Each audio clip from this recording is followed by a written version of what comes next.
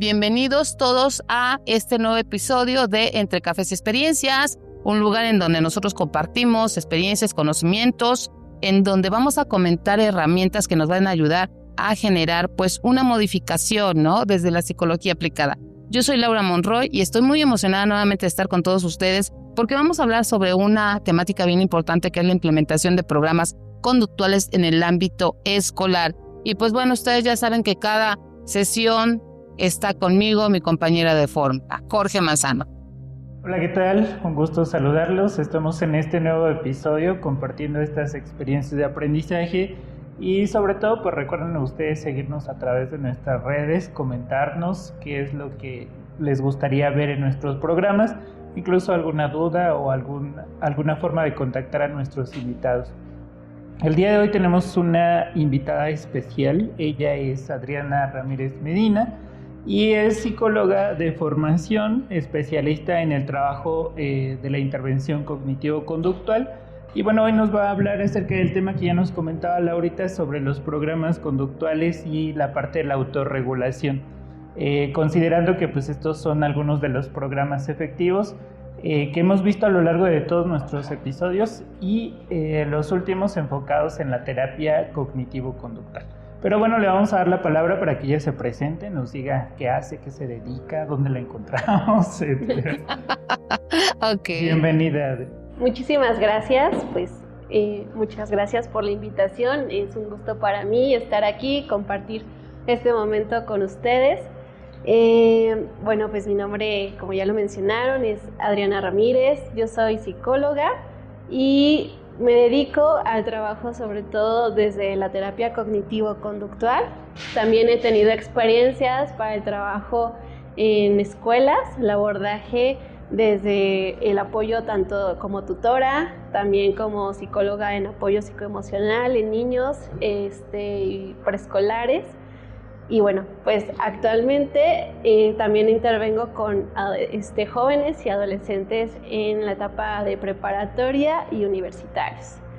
Y bueno, pues en general es eso. También pues, estoy en mi consultorio, que está muy cerca de Ciudad Universitaria y también en el centro de Toluca, muy cerca de Cosmovitral.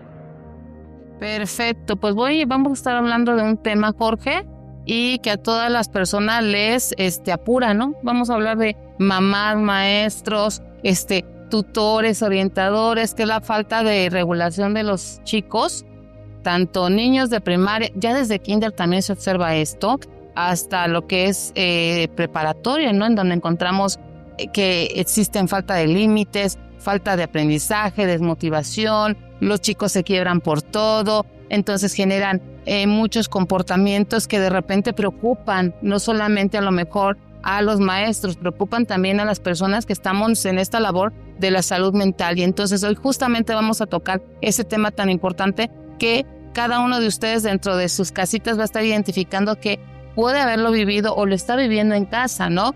A lo mejor ya no es un adolescente, a lo mejor es una persona ya madura que viene arrastrando todas estas situaciones de falta de control de límites y que los pueden llevar a un borde. Pero ¿qué creen? Hoy tenemos estrategias para ellos.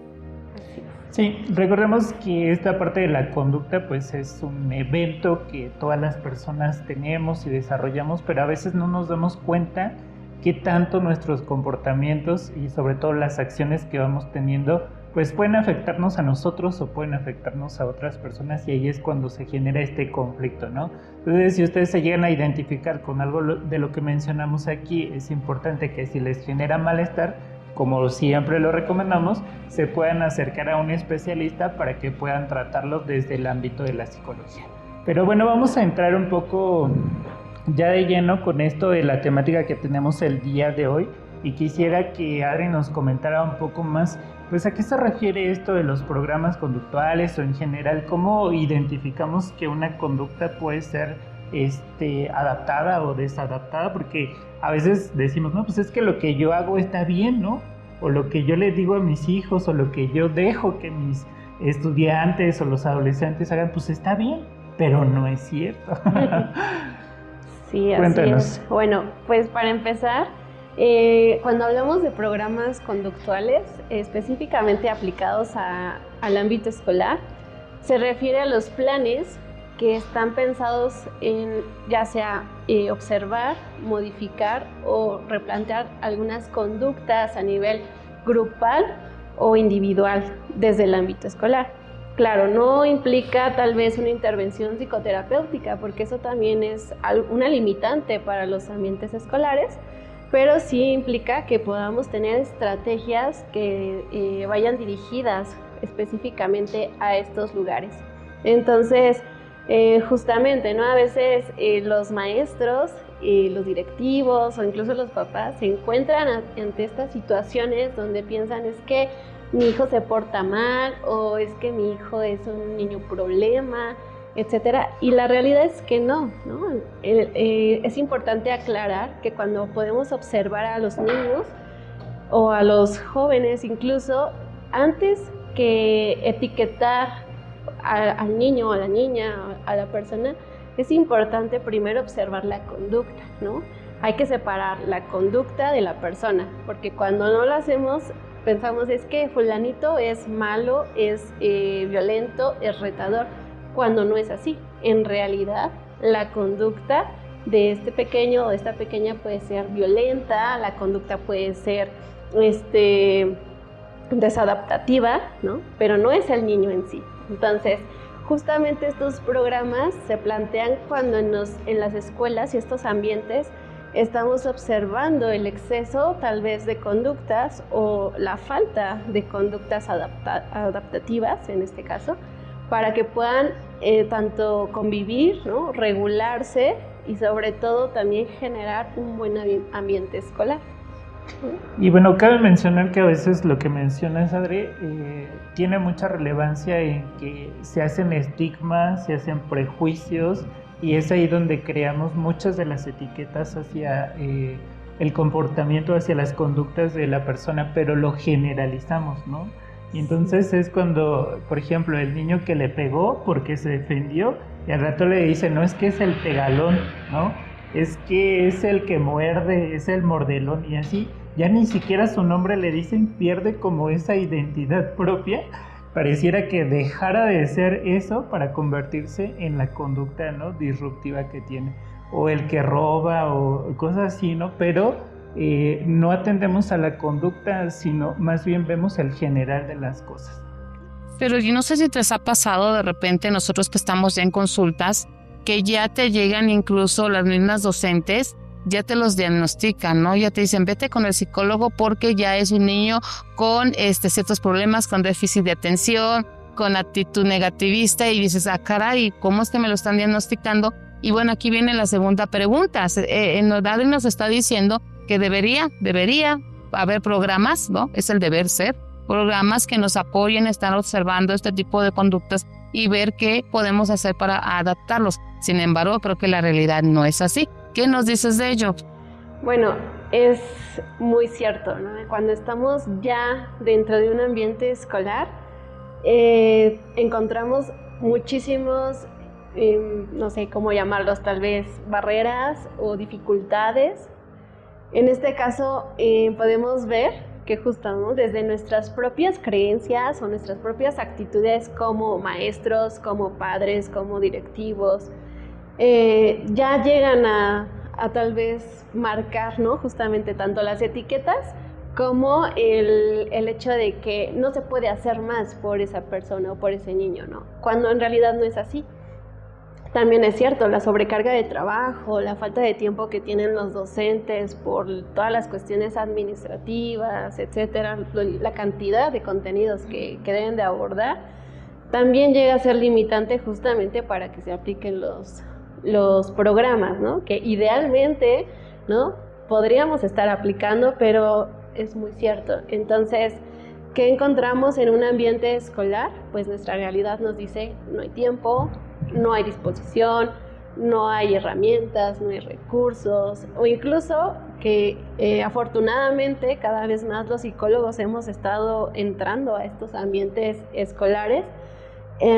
También se encuentran o nos encontramos a veces con esas limitantes, ¿no? Entonces, aunque eres tal vez el experto o puedes tener esa disposición o esa facilidad para llevar a cabo los programas, en realidad pues a veces te encuentras con otras cuestiones y con una realidad totalmente diferente. Y bueno, pues también estas grandes diferencias, ¿no? Entre tal vez los ambientes escolares de tipo públicos como privados, pues también son un mundo completamente diferente. Incluso cada escuela tiene necesidades y características diferentes, pero no por ello tendría que ser como el hecho de decir no se puede, ¿no? Porque la realidad es que aunque hay limitantes, hay tal vez falta de recursos, los psicólogos desde hace muchos años han trabajado justamente en las herramientas que hoy tenemos para poder aplicarlas. Entonces, el saber cómo, el saber en qué momento, el saber qué queremos obtener de un programa, ese es el gran reto también. Ok, bueno, vamos a identificar que en todo programa conductual debe de haber una necesidad, pero bueno, como también debe haber un objetivo. De acuerdo a tu experiencia, ¿cuáles serían esos objetivos que se deben de cumplir con un programa?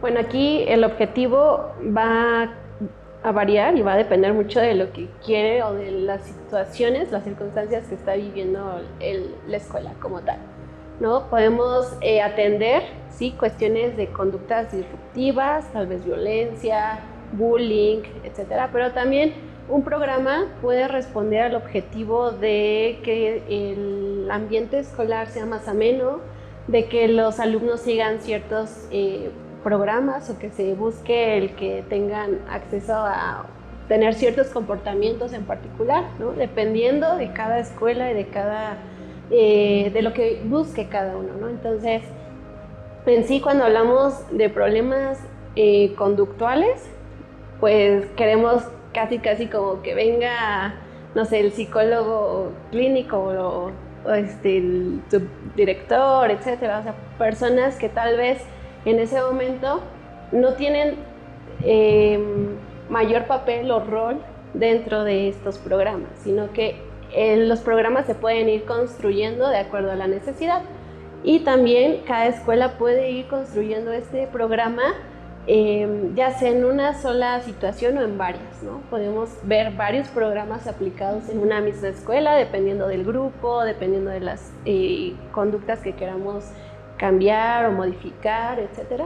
Entonces, más bien tendríamos que ver cuál es la necesidad de la escuela y sobre eso trabajar sobre los objetivos. Pero en realidad, cada uno puede irlo planteando. Bueno, entonces podemos decir que los programas no son como ya algo que ya esté determinado por el especialista, sino él tiene que diseñarlo como hacia las necesidades de la institución. Y como es ello, me surge entonces ahora la duda, ¿cuál sería o hacia qué niveles educativos se dirigen más este tipo de programas? Porque digo, a veces yo creo que son muy necesarios en nivel licenciatura o estos niveles superiores, porque me ha tocado dar clase en doctorado y digo, ay Dios mío, ¿por qué las personas tienen muchos problemas de conducta? Y esto tuvo que haberlo resuelto desde que era chiquita, ¿no? O sea, todavía sufres el doctorado. Todavía sufro. No, caray, que no te escuchen tus alumnos. Así que no me escuchen, no me vayan a ver. Un saludo, por favor. Imagínate, ahí ocurre y no quiero pensar en los niveles inferiores. A ver, amigo, ya me dejaste con la duda. ¿Qué tipo de situaciones generales tú observas en este tipo de niveles? Pues muchas, por ejemplo, malos hábitos, el hecho de que como ya son adultos es yo llego a la hora que quiero, si yo quiero como en el salón, si no como, y cosas que tú dices, bueno, esto creo que se veía con los alumnos de primaria, ¿no? Que decían, no se come en el salón, tienes que dedicarte a esto, y obviamente porque las personas tienen que enfocarse en una actividad, la atención, recordemos que es un punto fundamental para captar el conocimiento, y si están perdidos en la vida, pues obviamente esa persona que va a clase no le va a servir nada, ¿no? Y solamente unas cositas así. Pero, por ejemplo, también algo que estábamos platicando detrás de cámara de Conadri era esta parte de falta de sentido de colaboración, ¿no? Por ejemplo, que llegas y que te generan mucho conflicto con las personas y dices, ay no, me cae gorda esta y no le voy a hablar, ¿no? Y tú dices, bueno, son adultos, tienen que superar estos tipos de comportamientos, pero bueno, aquí el experto y nos va a decir también desde qué niveles, ¿no? Qué es lo que estás mencionando y cómo se van a ir trabajando en esos niveles. Sí, bueno, pues justamente, ¿no?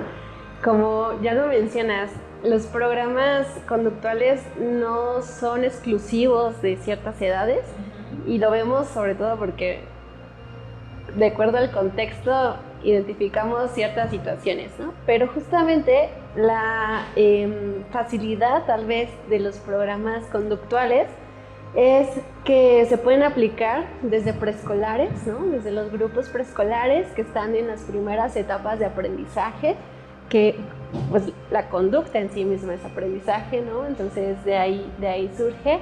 En los programas, por ejemplo, que se aplican en primaria son muy amplios y son también muy variados por la cantidad de necesidades que encuentras en estas etapas, ¿no? Que son edades más amplias, de entre 6 y 12 años encuentras también diferentes necesidades, pero sin duda se aplica en secundarias, ¿no? También en la cuestión, por ejemplo, de relaciones socioemocionales, de las habilidades sociales que los chicos están empezando tal vez a crear, y sobre todo, por ejemplo, en preparatoria, universidad, vemos incluso que, así como dices, ¿no? Tal vez temas actitudinales, pero también vemos falta de hábitos de estudio, ¿no? Falta de interés o de motivación para los estudios, entonces ahí también se puede aplicar. Claro, necesitamos tener ahora sí como una mirada muy, muy específica para saber qué queremos en estos chicos, ¿no? ¿Qué queremos en los niños? ¿Qué es necesario modificar?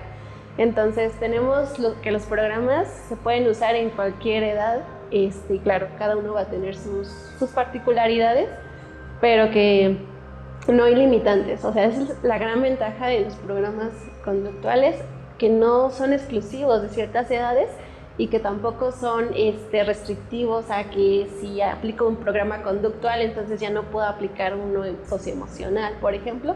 No, en realidad es como esa parte flexible también. Ok, ¿nos podrías dar la diferencia entre un programa conductual y uno de intervención emocional? Porque, bueno, pues algunas personas es lo mismo, ¿no? No es lo mismo. Aquí la experta nos dirá cuál es esa gran diferencia.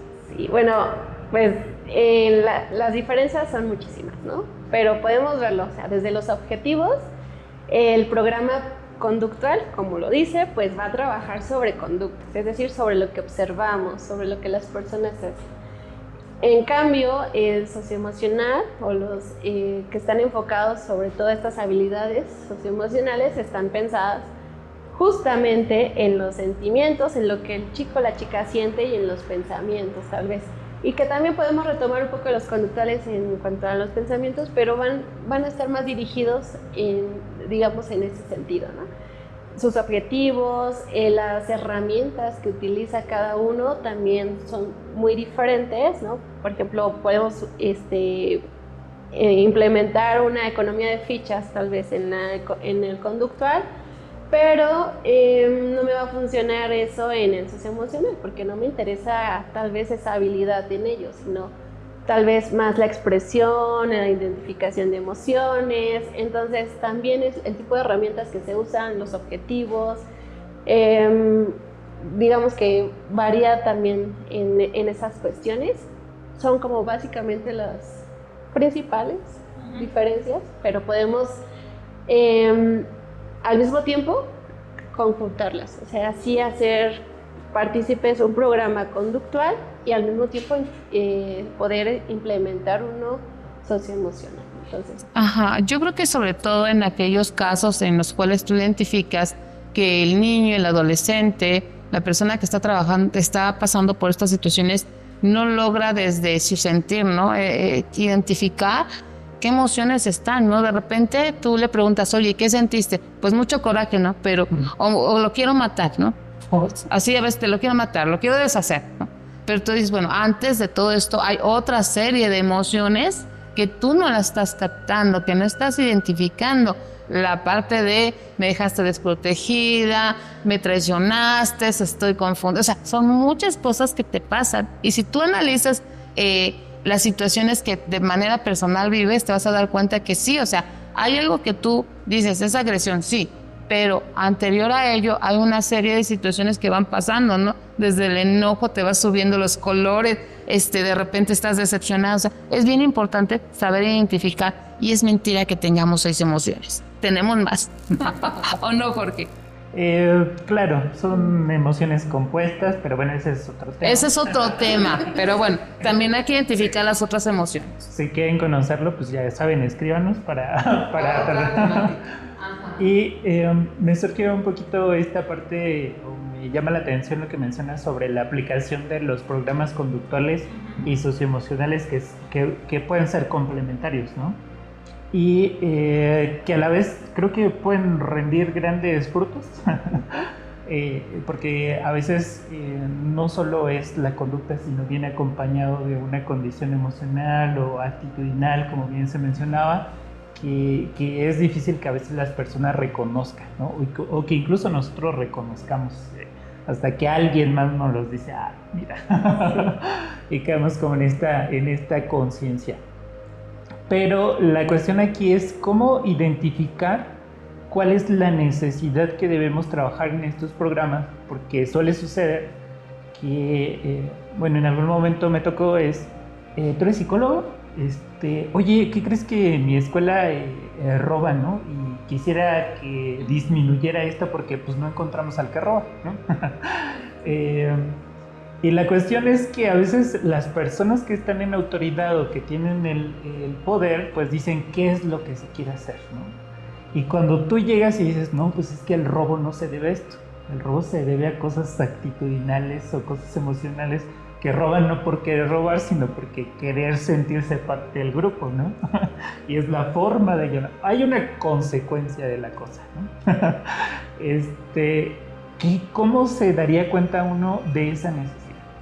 Bueno, en esos casos, ¿no? Porque la verdad es que podemos decir, tengo tantas situaciones o tantas necesidades, ¿no? Pero tal vez solo a mención de ciertas personas, ¿no? Que claro, no es que esté mal que vean o que observen esas situaciones, pero podemos apegarnos a ciertos parámetros que nos permitan saber cuál es la necesidad más urgente y sobre todo pues darle estructura a nuestros programas, porque si bien aunque tengamos 10 situaciones, pues en un solo programa no va a ser posible tal vez, o no va a ser tan factible que podamos abordar esas 10 situaciones en un solo programa, ¿no? Entonces, para eso necesitamos identificar y tener tal vez, por ejemplo, ciertos registros que nos ayuden a saber qué conductas se está presentando, en qué edades, tal vez, en qué grupos, ¿no? Porque también entre un grupo y otro puede haber una necesidad totalmente diferente.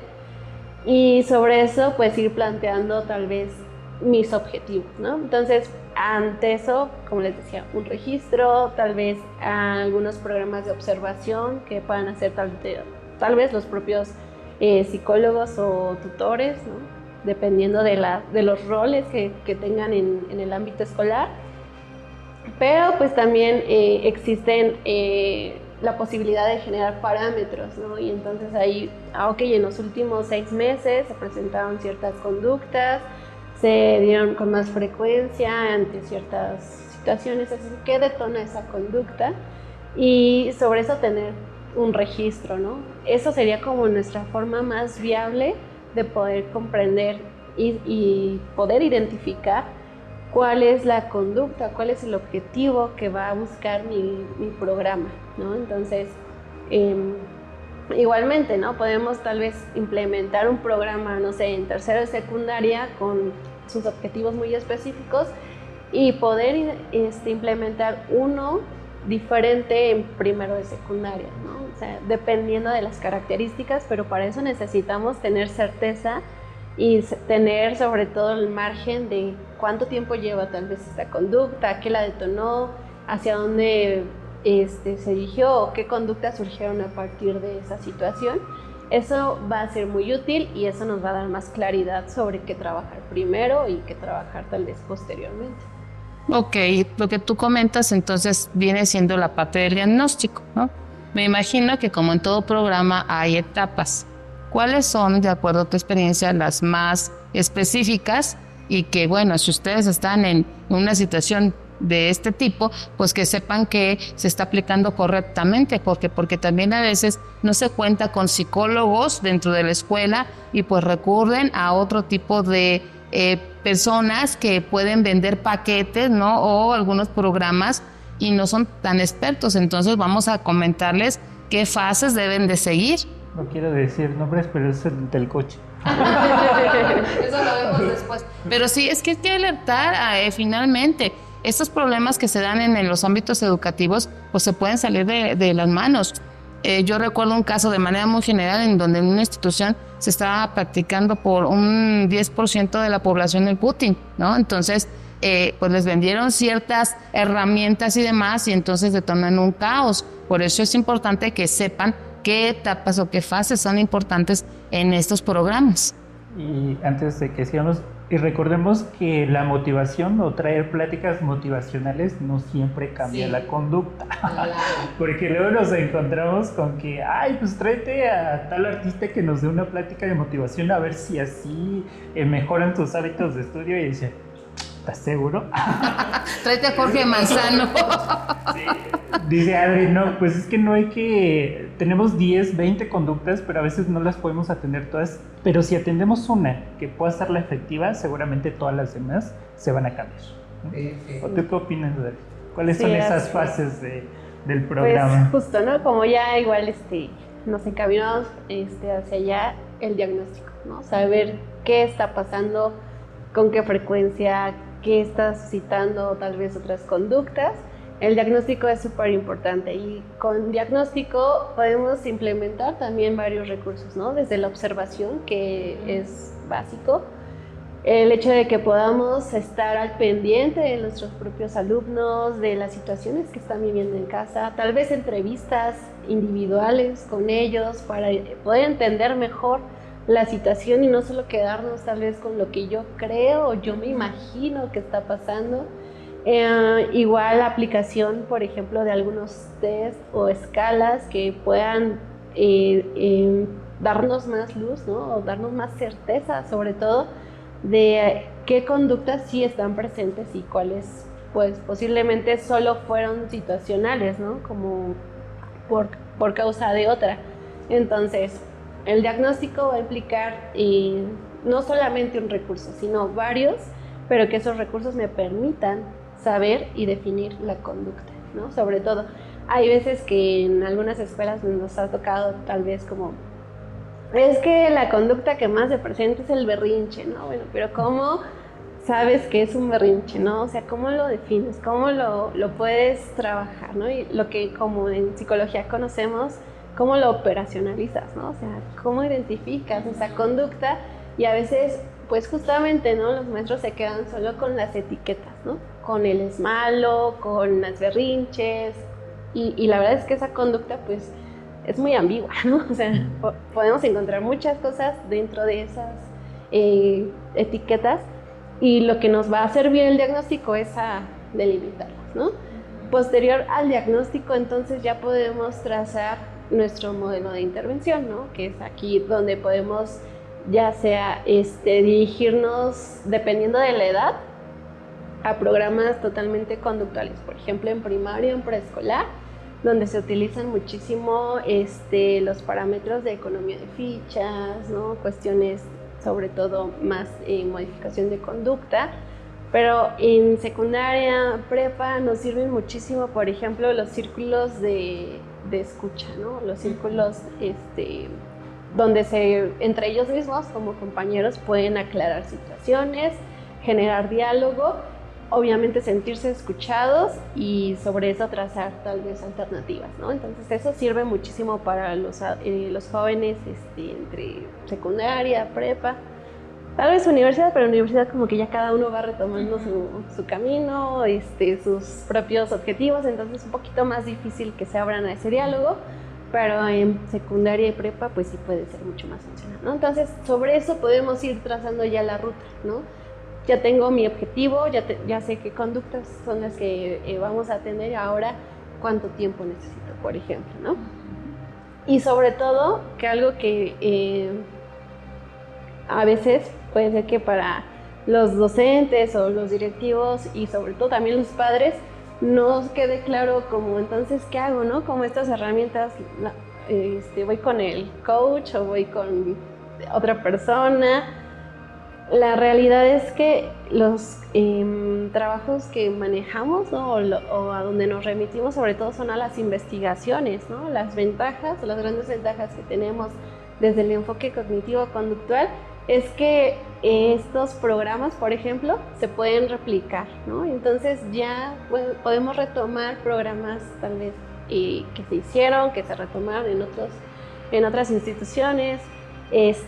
Por ejemplo, hace un tiempo estaba revisando sobre investigaciones que se hicieron en otros países y que eso cómo se traslada y se puede como meter dentro de nuestros propios ambientes. Entonces, que podamos investigar tal vez los recursos, las herramientas que tenemos y no nos quedamos solo con pues yo me imagino que esto funciona o que esto puede servir, ¿no? Y a veces tal vez cuando no tenemos esa claridad, y algo que yo he escuchado mucho en las escuelas es como que no, es que si es conductismo, lo único que hacen es castigar a los alumnos, es tratarlos solamente como máquinas, en sí, ¿no? Tal cual condicionarlos, y la realidad es que no, o sea, si podemos verlo a todas luces, los programas conductuales se aplican en todos lados, ¿no? O sea, desde que vamos manejando tenemos en nuestra vida cotidiana esos programas conductuales, es lo que no nos damos cuenta y no sabemos qué son eso. Pero lo mismo podemos aplicarlo ahora dentro de nuestros ambientes escolares. Entonces, sería esa cuestión, ¿no? Seguir nuestros parámetros, investigar qué herramientas hay, o justamente tal vez preguntarle para personas que realmente tengan experiencia en estos programas. Sería en ese punto pues asesorarse de un profesional si no lo sabemos, porque recordemos que a veces tratamos de ser buena onda y mejorar cosas, y en lugar de que las conductas disminuyan, al contrario, las seguimos reforzando y siguen aumentando sus problemas, ¿no? Entonces, acercarse a un especialista que les pueda ayudar a diseñar y estructurar y ejecutar este programa conductual. Con base a ello, me gustaría que también nos dijeras qué figuras debieran como obligatoriamente participar y cuáles podrían ser opcionales, ¿no? Ok. Bueno, pues en estos ambientes educativos la invitación sobre todo es a que todos participen, ¿no? Directivos, maestros, incluso maestros de clases especiales. Me imagino que muchas escuelas pues tienen, sí, los maestros tal vez de base, ¿no? Por ejemplo, en primaria o en preescolar, que son como los más, bueno, sí, los maestros están casi de planta y solo llegan algunos maestros y dan ciertas clases, ¿no? Como educación física, artes, etcétera. Bueno, pues la invitación también es para esos maestros, ¿no? O sea, que también estos maestros estén involucrados, porque algo que sí pasa y que se observa muchísimo es que están los maestros tal vez trabajando sobre este programa, tal vez incluso ya los directivos se pusieron también en esta dirección de poder aplicarlo y de poder estar de acuerdo con lo que están implementando. Pero llegan los maestros que no tienen noción, que no están capacitados todavía sobre esas situaciones, y entonces son quienes llegan a cambiar por completo este programa, ¿no? O que refuerzan tal vez la conducta que ya se había estado trabajando, que ya se había estado pensando en modificar, ¿no? Entonces, la invitación es que todos los personajes, no todas las personas que tienen roles importantes dentro de los ámbitos escolares, aquí también incluye papás, porque a veces pensamos que como solo es la escuela y solo es el entorno escolar, los papás no tienen como esa posibilidad de intervenir, la realidad es que no, ¿no? O sea, la verdad es que yo he observado que se trabaja muchísimo mejor y se ven más avances cuando todos están involucrados, cuando tenemos un equipo colaborativo entre papás, maestros, directivos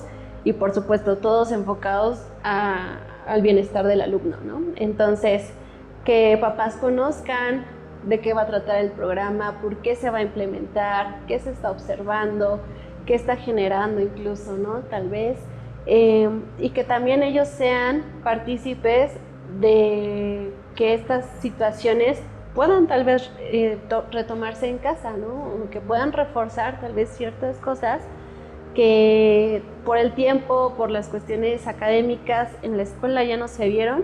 Bueno, pues también los papás son agentes importantísimos en esta implementación de programas. Claro, no lo van a hacer directamente como tendrían el rol tal vez los maestros, pero que aún así que puedan apoyar, puedan conocer, puedan estar al tanto de qué es lo que está sucediendo. La verdad es que trae cambios muy, muy significativos. Ok, bueno, aquí me voy a robar una pregunta, ¿no? Que ya la tenía hasta dentro de unos minutos, pero sirve que aquí lo que nos está mencionando nuestra amiga Adriana, pues vamos a dar respuesta a una pregunta, ¿no? Que finalmente debe haber una capacitación hacia el personal educativo, pero también hacia todos los actores que están en estas problemáticas. Pero de acuerdo también a tus vivencias, Adriana, ¿cuáles son las conductas que más se trabajan? Bueno, ahorita estamos en otras generaciones, ¿no? La generación de cristal. ¿Qué conductas se están trabajando más en estos programas? Bueno, los programas que tal vez son más comunes, sí, claro, son los que están dirigidos tal vez a las conductas disruptivas, ¿no? Como las agresiones, ¿no? Tal vez incluso cosas como no respetar el turno al levantar la mano o participar, etcétera. Pero también justamente el hecho de que esta figura de autoridad, ¿no? Cada vez como que se ha ido diluyendo y entonces ya la escuela pocas veces es referente de autoridad, ¿no? Y entonces pues se cambian los roles, ¿no? Ahora los chicos son los que tienen la autoridad y ahora son ellos los que dicen cuándo quieren hacer las cosas.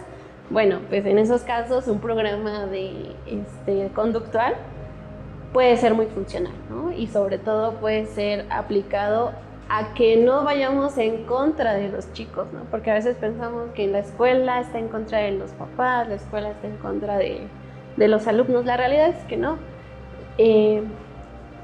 Pienso que genuinamente las escuelas pues lo que más buscan es el bienestar de sus alumnos, ¿no?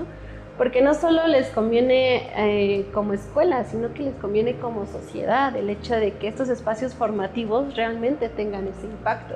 Entonces, cuando se busca tal vez el trabajo en estas áreas, también buscamos que los chicos pues tengan sobre todo esa posibilidad de aprender las normas que en su futuro van a encontrar en todos lados. Y no es una mentira que cuando somos adultos nos encontramos constantemente con estas situaciones, ¿no? Que tenemos una autoridad, que tenemos que seguir normas, reglas. Al final, los espacios educativos y los primeros años de vida son precisamente para eso, ¿no? Son formativos. Entonces, el hecho de que los programas se puedan emplear y también tomando en cuenta, ¿no?, las condiciones actuales, el hecho de que los papás tal vez pueden llegar a ser menos estructurados en cuanto a su crianza, que también ahí es un tema, ¿no? A veces la crianza lo vemos totalmente reflejada en las aulas. Entonces, justamente para eso pensamos en que un equipo colaborativo podría darle ese rol que cada uno de estos actores necesita, ¿no? Ese rol como maestros, como autoridades o directivos, pero también como papás, que a veces llegan a perder mucho de ese rol que les toca como formadores. Perfecto. ¿Y de padres adolescentes o muy jóvenes, ¿no? Criando a niños, como dicen, niños criando a otros niños, ¿no? Se vuelve algo bien complejo. Pero bueno, para concluir esta parte y antes de pasar a las preguntas personales. Sí le dijiste. Sí, va a haber preguntas personales. ¿Qué recomendaciones les darías tú a las personas que buscan implementar un programa conductual? Bueno, primero que no tengan miedo de los programas conductuales, ¿no? Al final estos tienen una finalidad y se han hecho investigaciones y se han aplicado y hay toda una metodología detrás de estos programas, pero que justo, ¿no? Tal vez nuestras necesidades como escuela, como grupo, como docentes son muy particulares. Justamente estos programas se prestan para que puedan usarlos, para que puedan implementarlos, para que puedan seguirlos de acuerdo a esas necesidades. Entonces, que no piensen que es tal vez cambiar por completo la estructura de la clase. Claro que no, ¿no? Al contrario, estos son como apoyos para que justamente puedan tener clases mucho más significativas, puedan tener clases tal vez mucho más productivas en cuanto a lo que pueden estar viendo en clases, pero sobre todo que se acerquen tal vez con personas que lo hacen, o si tienen los recursos, por ejemplo, un psicólogo o una psicóloga en la escuela, y que puedan trabajar sobre un programa, diseñar una idea. La verdad es que vale totalmente la pena, porque justamente estos ambientes ya son en sí mismos súper absorbentes, es desgastante cuando estás teniendo muchísimas de estas conductas que te impiden llevar a cabo tu trabajo. Entonces, pues mi consejo tal vez para tanto directivos, docentes, es que traten de implementarlos, y para los papás también, sobre todo, que tengan esa apertura y esa disposición a que los programas que se puedan implementar, a que la búsqueda de información, a que puedan estar tal vez más cerca de sus hijos, ¿no? Que tengan esta crianza cercana, ¿no? Que los escuchen, porque la realidad es que los chicos quieren y necesitan ser escuchados, tomados en cuenta, y a veces no nos damos cuenta de eso, ¿no? Pensamos que solamente es berrinchudo, como decía, ¿no? O solamente quiere llamar la atención. Bueno, pero ¿por qué? ¿No? ¿Qué hay detrás de eso? Y que al final busquen o traten de tener ese trabajo colaborativo. Yo creo que no hay cosa más bonita que podamos ver a todas estas personas trabajando en apoyo, ¿no? En equipo, y que puedan todos estar buscando el bienestar de los chicos y las chicas. Ok, perfecto. ¿Lista, Adriana, para las preguntas? Y Jorge, ¿ya vas a empezar, Laurita? ¿Ya vas a empezar? Me va a reclamar Adriana, porque ya estás de preguntón. Pero bueno, vamos con la primera pregunta.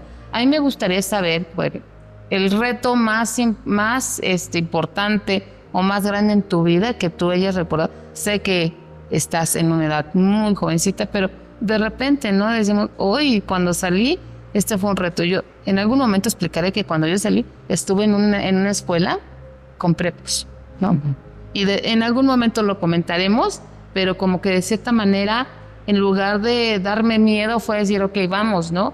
Porque hay una necesidad.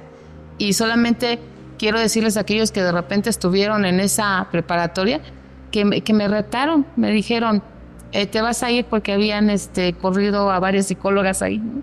O sea, cada que llegaba una la bañaban, le hacían una serie de cosas, y me dijeron, te vas a ir lo más pronto posible. Y yo les dije, me voy a ir el día que ustedes salgan con su certificado de preparatorianos. ¿Y qué crees que hice? Se los cumplí. Pero bueno, vamos con tu reto. Bueno, pues yo creo que de los retos más grandes, porque la verdad es que yo sí trato de considerar todas las situaciones que se presentan como retos, ¿no? O sea, no asumir que todo lo sé y todo lo puedo, ¿no? O sea, porque estoy todavía tal vez en esta parte de aprender, y sobre todo de escuchar a los que están al lado de mí, a los que tienen más experiencia.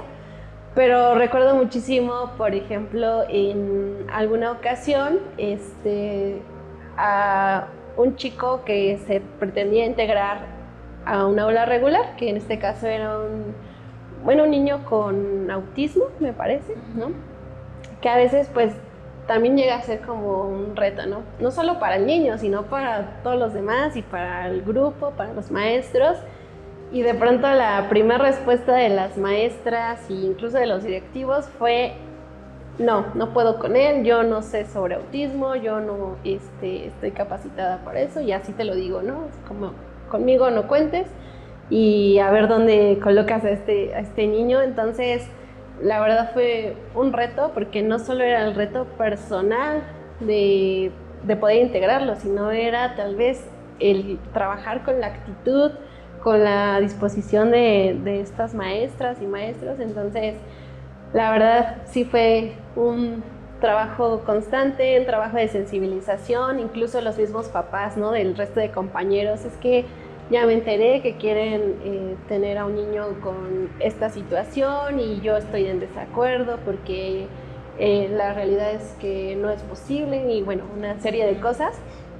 Entonces, trabajar, pues claro, con esas situaciones y sobre todo sensibilizar, ¿no? Y saber que pues todas las personas y todos los niños, sea la condición que sea, pues tienen derecho a la educación. Entonces, hacer que las aulas sean abiertas y sean partícipes de la educación, sin importar tal vez la condición, o más bien, aún importando esa situación, que puedan tener y disponer de recursos para integrarlos y sobre todo incluirlos. Entonces, ese creo que ha sido como de los retos más grandes.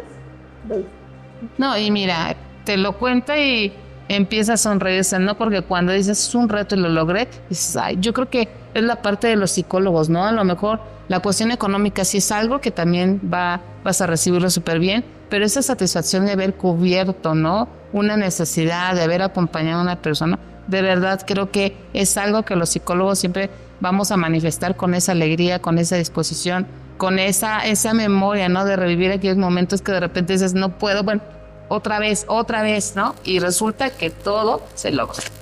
Sí. Excelente, muy bien, Adri. Me gustaría que nos compartieras también qué es lo que más disfrutas de este trabajo de estar en la escuela y hacer programas y todo. Ay, la verdad es que cada día es pues gratificante. Yo sé que uno cuando piensa, estamos en la escuela, y a veces escuchas los comentarios de personas que están fuera y piensan como, es que no sé nada, es que solo toman vacaciones, ¿no? Justo como platicábamos hace rato, la realidad es que no, adentro de las escuelas se vive muchísimas cosas, pero yo creo que lo que más es gratificante para mí es el hecho de a veces tener ese gesto de los niños o de los chicos, como el gracias, ¿no? Por esto que hiciste, por escucharme, por darme un espacio. Esas cosas realmente, pues termina el día, yo digo, valió la pena, ¿no? Valió la pena estar aquí. Sé que muchos dicen, no, bueno, es que, no sé, tal vez podrías estar en otro lado y podrías estar haciendo otras cosas y podrías, no sé, hasta tener un mejor sueldo, ¿no? Pero el poder llevarte esa satisfacción terminando el día, terminando el ciclo escolar, ¿no? Ahora que estamos tal vez también dando cierre, y decir, lo logré o lo logramos porque trabajamos en equipo, la verdad eso es muy, muy satisfactorio. O que algo cambió, ¿no? A veces no se dan cuenta, pero cambió una cosa muy significante, y decir eso. Sí. Ok, y sigo de chismosa. ¿Alguna anécdota, Tane? Ya te cambié el nombre, Adriana, perdón, ya estoy pensando, y se quedó, ¿cómo? No, Adriana, ¿alguna anécdota? Que a todos nos pasa, pero cuéntanos el top. Anécdotas. Ahí en la escuela, o casi de ir a buscar tu primer empleo, algo que de repente tú recuerdas, hoy la regué, pero bueno, ni modo.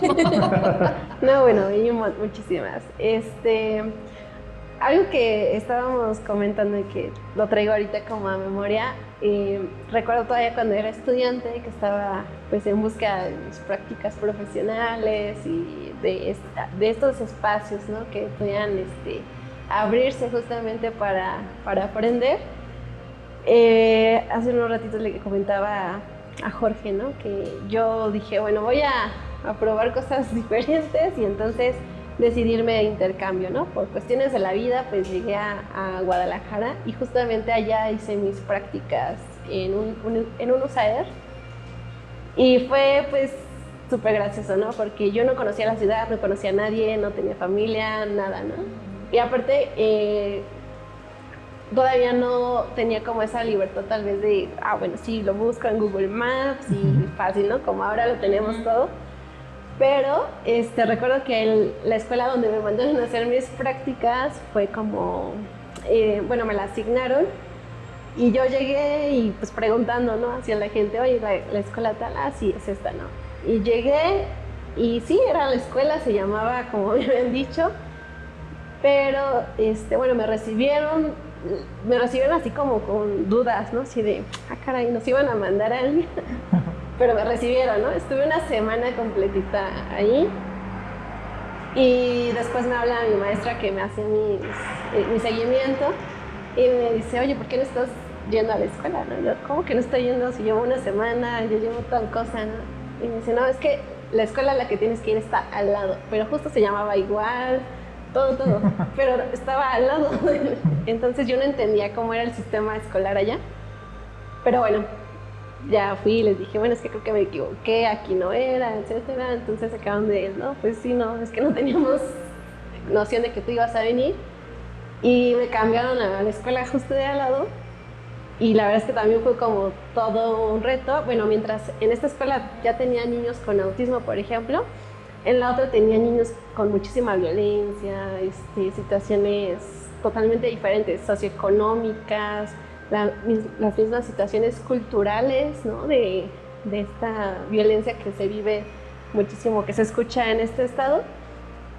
Pues la verdad es que sí hubo un cambio y eso que estaban así pegaditas, ¿no? Al lado. Entonces para mí es una anécdota que a veces digo, y fue como, ¿cómo llegué ahí, no a la otra escuela? Yo creo que tenía amiguitos. Yo te compartía su lunch. Sí. Y esperaba que le pagaran y yo decepción.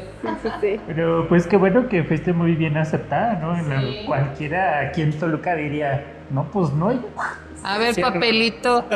No, yo ahorita recordé que cuando yo inicié en gobierno, bueno, te quiero decir que llevo 32 años ya fuera de cuando me gradué, y cuando en una institución me dieron como un interinato, a mí me pagaron desde el primer día, o sea, me llegó mi quincena, y yo dije, ¿pero cómo? No había llegado el famoso nombramiento. Entonces yo estuve un mes recibiendo dinero, pero no llegaba a traer nombramiento. Y yo decía, pero me siento mal, ¿no? Y me dice el director, no te presentes mientras no esté el nombramiento. Pero ya me estaban pagando. Fue una anécdota muy padre. Uno de esos así. Pues bueno, vamos cerrando. ¿Te parece, Jorge? Quisiéramos platicar más. Vamos a invitar aquí a la experta a otro programa que nos pueda estar acompañando, porque pues estas conversaciones son bien nutridas y creo que se quedan muchas dudas, se quedan a lo mejor también muchas situaciones de interés que el público puede estarnos escribiendo para decir que quiere saber más allá a lo mejor de las preguntas que nosotros estamos redactando. Sí, te queda también un momento de reflexión para pensar qué es lo que podemos hacer para mejorar y cambiar esto que nos está generando las conductas desadaptativas o disruptivas, y sobre todo pues acercarnos a un especialista si así es necesario. Agradecemos mucho tu participación, Adri, ya nos explicaste con tanta claridad y detalle, me encanta cómo lo hacen muy ameno en esta perspectiva. Mientos así. Y sobre todo porque nos cambias esa visión, nos transformas esa visión de ver a las conductas no como un problema en sí de la persona, como un todo, sino más bien como ese algo que podemos cambiar y dejar de etiquetarlo, estigmatizarlo y sobre todo generar estos estereotipos que lejos de provocarnos un beneficio a la sociedad nos generan prejuicios, nos generan más conflictos sociales y ahora en esta sociedad actual pues nos crean más problemas, ¿no? Pues así es. Bueno, vamos a preguntarle a nuestra invitada sus medios de contacto, ¿no? Para que te puedan localizar. Comentas que también tienes un consultorio y bueno, dale toda la información, página web, Instagram, todo, ¿no? También se vale que de repente quien por ahí dice, ok, una flor, pues una flor, ¿no? Una frase bonita, también se vale. Compártenos, Adrián. Sí, Bueno, pues en mis redes sociales, en Instagram, estoy trabajando mi proyecto de psicología que se llama Discere Mental, así @Discere Mental. Y también, la red donde comparto un poquito más de cosas del día a día, me encuentran como @Ats Medina, que es ADSS Medina. Y bueno, pues el consultorio me encuentro en Paseo Toyocan, número 1615, a un lado de Minicar Toyocan, enfrente de Ciudad Universitaria. Y bueno, pues ahí estamos también teniendo atención presencial y también tengo atención en línea, ¿no? En este caso, les dejo mi número, es 7226-927773. Y pues cualquier cosa estoy ahí al pendiente y agradecida con ustedes por este espacio. Bueno, pues como siempre cerramos con esta noción de querer seguir aprendiendo. Nos vemos en nuestro próximo episodio. No se olviden también de seguirnos a través de nuestras redes sociales, Entre Cafés y Experiencias, en Facebook, en Instagram, y seguir nuestros canales de Spotify y YouTube. Ok, pues bueno, ya estamos cerrando en esta conversación con Adriana, y me gustaría que estuvieran atentos toda la audiencia para nuestro próximo taller, que va a ser Renacer entre Mujeres. Vayan, pues obviamente identificando que quieren trabajar con nosotros. Próximamente estaremos dando el temario, todas las condiciones, y vamos a despedir esta sesión con pues un brindis, Jorge, aquí con esta tarde lluviosa. Vamos a invitar a que se tomen una tacita de café. Recuerden, Entre Cafés y Experiencias, aquí lo que compartimos es eso. Vamos a brindar con cafecito, ¿verdad? Porque todos somos gente muy sana. Y bonita noche. Nos vemos.